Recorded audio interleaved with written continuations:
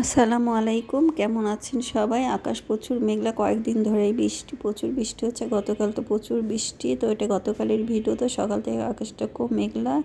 তো গতকাল আমরা কি করলাম, এই যে কুমড়ো ভাজি, চাল কুমড়ো ভাজি করছিলাম আর রুটি আর ডিম দিয়ে সকালটা শুরু করছি, খাওয়া দাওয়া করলাম। আর সপ্তাহে শেষ দিন তো যা থাকে তাই শেষ করতে ইচ্ছা করে। আর সামনে তো ঈদও, তো এই তো সজিনা ছিল, পটল ছিল, এটা কেটে নিচ্ছে, এটা দিয়ে একটা মাখা মাখা তরকারি করো মাছ দিয়ে। আর এই যে মিষ্টি কুমড়োটা কয়দিন ধরে বাসায় ছিল, ভাবলাম এখন কাটে শেষ হয়ে যাবে, কারণ ছেলে মেয়ে সব বাসায় আছে, ওরা সব মিষ্টি কুমড়া পছন্দ করে। আর চিংড়ি মাছ দিয়ে এরা বেশি পছন্দ করেন। তো চিংড়ি মাছ ছিল না দেখে রান্না করি নাই, তো এখন আছে, এখন এটা দিয়ে রান্না করে ফেলবো। আর পেঁয়াজ কাঁচামরিচ এইভাবে রান্না কেটে রাখি আমি বেশি করে, যতদিন যায় যাবে।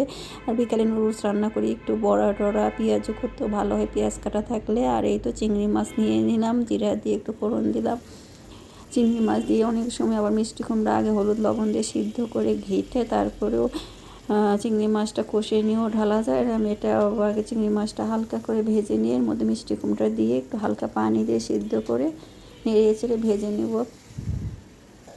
মজা হলেই হলো, আসল কথা। এই তো রান্না হয়ে যাচ্ছে। মিষ্টি কুমড়ার কালারটা খুব সুন্দর ছিল, খেতেও ভালো ছিল, দারুণ মিষ্টি ছিল। আমি চিনি গুড় কিছুই দিই নাই, কিন্তু প্রচুর মিষ্টি ছিল। তো হালকা তেলে এভাবে ভেজে নেব। আর ওই হাঁড়িতে হচ্ছিল না, মানে পানিটা মতে যাচ্ছিল না, এই জন্য এই কড়াইতে দিলাম। আর এই কড়াইতে রান্না করে আমি খুব আরাম পাই। আসলে পুরাতন জিনিসের ভালোবাসায় আলাদা, রান্না করতে করতে অভ্যাস হয়ে যায়। আর এই তো মিষ্টি কুমড়ার বিচি আপনারা কে কে পছন্দ করেন? আমার তো ছোটোবেলায় আমরা প্রচুর খেতাম, তা এখন তো খুব একটা খাওয়াও হয় না, আসলে ভাজার অভাবে খাওয়া হয় না। এই তো আজকে ভেজে ফেললাম। আর মিষ্টি কুমড়াটা অনেক পোক্ত ছিল। আর এই তো চিকেন ফ্রাই করলাম, বিকালে নাস্তা তো হবেই। তো চিকেন ফ্রাইটা আমার মেয়ে ভাজিয়ে দিচ্ছে, ও এগুলো করে, মেখে রাখছিল কয়েকদিন ধরেই, তো হয় না তো ভেজে দিল। আর এই তো লুডো খেলা, বৃষ্টিময় দিনে কী করবো এই জন্য লুডো খেলতে বসে গেছি, যেহেতু 4 জন আছে। তো ভালো থাকবেন।